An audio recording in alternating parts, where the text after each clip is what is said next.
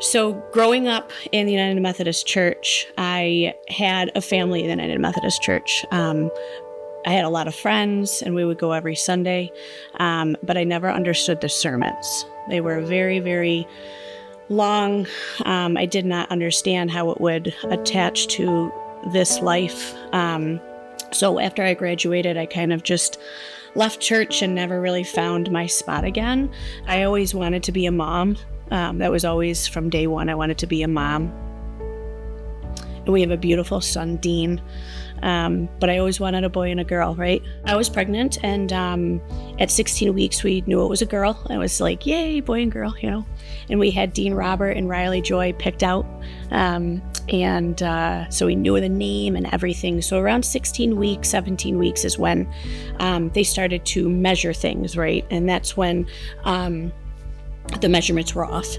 Around 24, 25 weeks, it really started revving up in the aspect of like, you should really come like every other day. And my husband and I ended up meeting the NICU team at Strong because we knew that if we had to make the decision, or if she made the decision and came early, she was going to be small. So we made the decision that at 1 pound, we would take her out.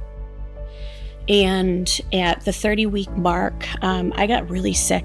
I had to go to the hospital, but her heart was beating and everything. They had me. But I guess one of the numbers in my blood work was off. So they're like, come on in Monday. We're going to take a look at it. And then no heartbeat. She ended up passing away at 0.00, away from 1 pound. So I believe that she made the decision to become an angel so I didn't have to. Because if we would have taken her out and something would have happened, which was likely, I would have always felt that guilt that I made that decision, even if it wasn't the correct one, you know? I wasn't angry. I think I just felt lost. I wasn't mad at God. I think it's because I didn't really know God. I don't really know what the switch was. I really feel like coming to the playground and just having this church right here around the corner, it was just meant to be, you know. And even though I was at my house 3 to 4 years before I really stepped through the door, I would see it every time I would come down ladder, but just never occurred to me to go inside.